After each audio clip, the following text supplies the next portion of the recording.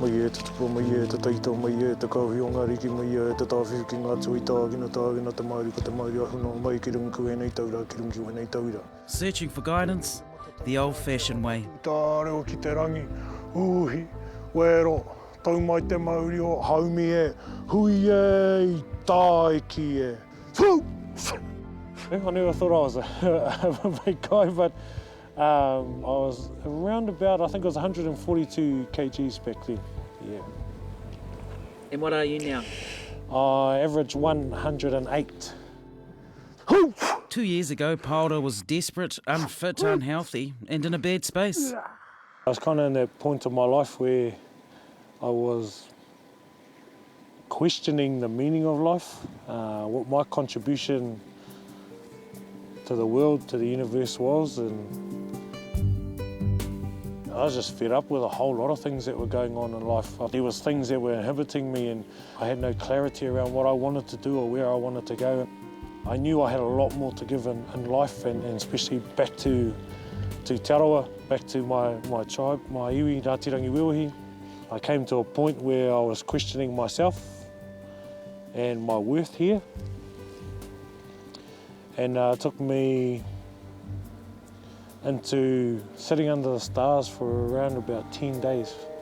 So I sat there every night for 10 nights and then I'd sleep during the day. It was on the 7th night that I had a visit from my kuia. She came in just in a vision to me. Grew up with her. She spoke about kai and demonstrated that through her manaakitanga and people coming in and cooking kai for the whole whānau and things like that. So I learnt much about kai being around her and just learning off her. Also gave me the whakaaro around returning back to TUPUNA KAI. So with a bit of help from Nanny and a diet from 1,000 years ago, he turned over a new leaf. I really wanted to have a diet or a list of kai that would support a modern lifestyle as well. It's quite easy to live off the whenua and the ngahere and the waters, the ocean and things like that, if you have that access. The diet or any practice of our old people ensured that we were at the top of any race, physically, health-wise, fitness, when the Europeans first came here and they defined us as that.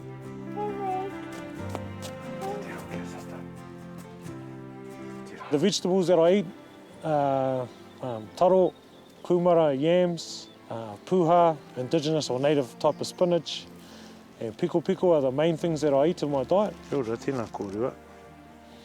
Fruits is coconut and banana. Why coconut?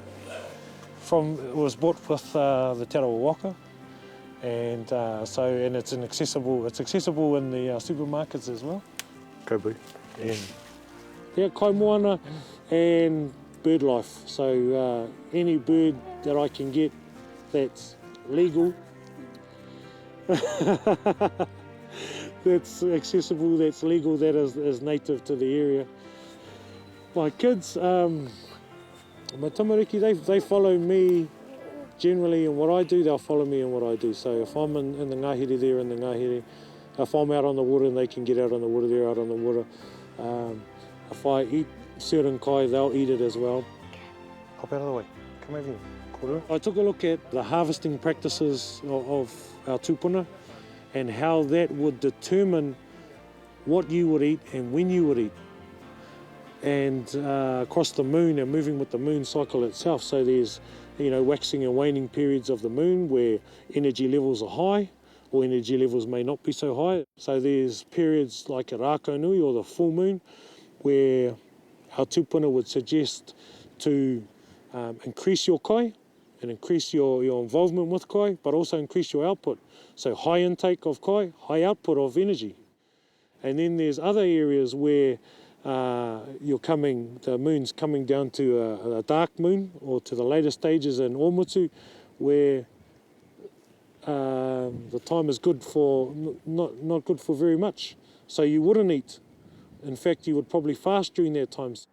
Mohio koe ki tō tātou tūpuna pūhaurangi. So there's a couple of fasting periods through that cycle as well. So low physical activity, no intake of kai, but increase your thinking or your contemplation.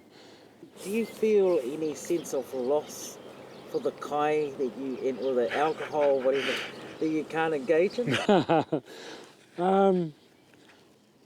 There's some of those things sometimes that you know, as Māori, you really like. So, you know, a dietitian will tell you not to eat the fat off the meat, except when it's on a barbecue and it's sizzling and you smell it when you walk past. You know, that's pretty cool. You want to eat that. But not really. Not really. As I said, I engage in kai not for what the kai is, but for the reason and the philosophy and the purpose behind what it represents in terms of atua.